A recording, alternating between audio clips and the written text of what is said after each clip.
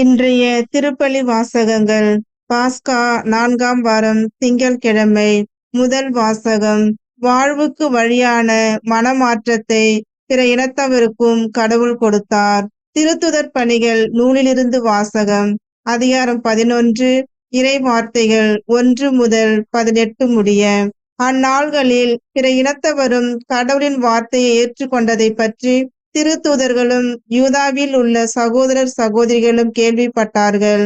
பேதுரு எருசலேமுக்கு திரும்பி வந்தபோது விருத்த சேதனம் செய்து கொண்டவர்கள் அவரோடு வாதிட்டனர்.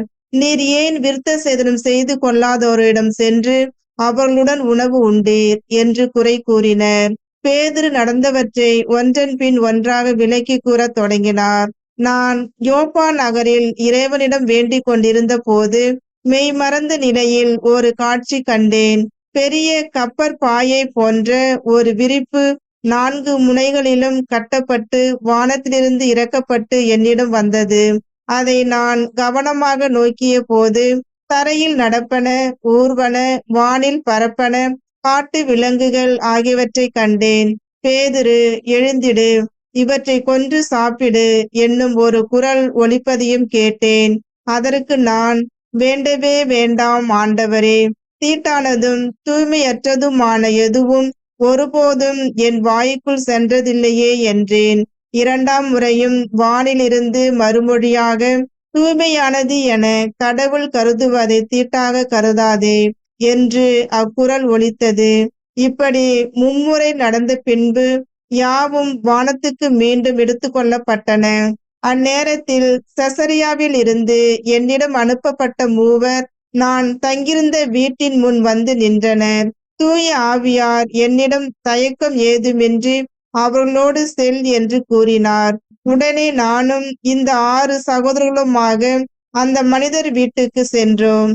அவர் தம் வீட்டில் வானதூதர் வந்து நின்றதை கண்டதாகவும், அத்தூதர் பேதுரு என்னும் பெயர் கொண்ட சீமோனை வரவழையும், நீயும் உம் வீட்டார் அனைவரும் மீட்பு பெறுவதற்கான வார்த்தைகளை அவர் உம்மோடு பேசுவார் என்று தமக்கு கூறியதாகவும் எங்களுக்கு அறிவித்தார். நான் பேசத் தொடங்கியதும் தூய ஆவி முதலில் நம்மீது இறங்கி வந்தது போல் அவர்கள் மீதும் இறங்கி வந்தது. அப்போது யோவான் தண்ணீரால் திருமுழுக்கு கொடுத்தார்.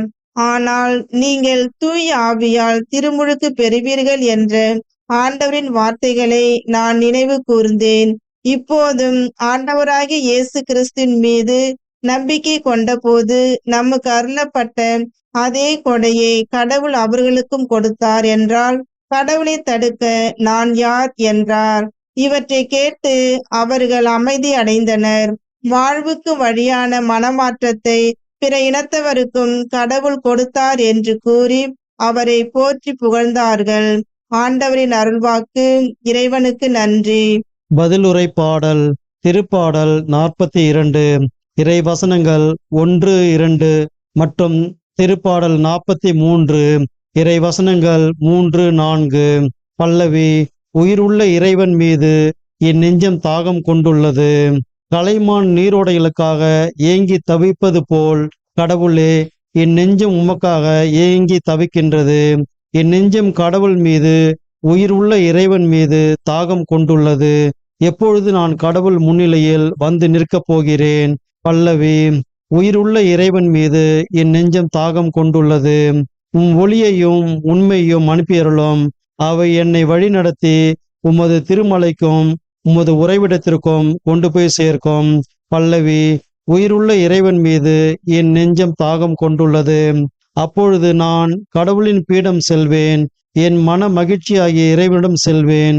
கடவுளே, என் கடவுளே, யாழிசைத்து ஆர்ப்பரித்து உம்மை புகழ்ந்திடுவேன். பல்லவி. உயிருள்ள இறைவன் மீது என் நெஞ்சம் தாகம் கொண்டுள்ளது. நற்செய்திக்கு முன் வாழ்த்துளி. அல்லேலூயா, அல்லேலூயா. நல்ல ஆயன் நானே, நானும் என் ஆடுகளை அறிந்திருக்கிறேன், என் ஆடுகளும் என்னை அறிந்திருக்கின்றன என்கிறார் ஆண்டவர். அல்லேலூயா, அல்லேலூயா. நற்செய்தி வாசகம். நல்ல ஆயர் ஆடுகளுக்காக தம் உயிரை கொடுப்பார். யோவான் எழுதிய தூய நற்செய்தியிலிருந்து வாசகம். பிரிவு 10, இறை வார்த்தைகள் 11 முதல் 18 வரை. அக்காலத்தில் இயேசு கூறியது: நல்ல ஆயன் நானே. நல்ல ஆயர் ஆடுகளுக்காக தம் உயிரை கொடுப்பார். கூலிக்கு மேய்ப்பவர் ஓநாய் வருவதைக் கண்டு ஆடுகளை விட்டுவிட்டு ஓடிப்போவார். ஏனெனில் அவர் ஆயரும் அல்ல, ஆடுகள் அவருக்கு சொந்தமும் அல்ல.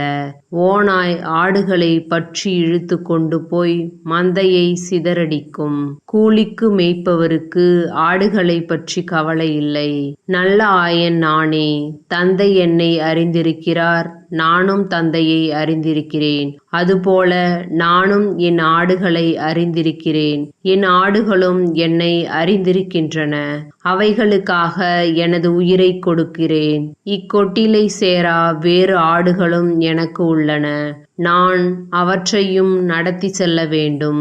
அவையும் எனது குரலுக்கு செவிசாய்க்கும்.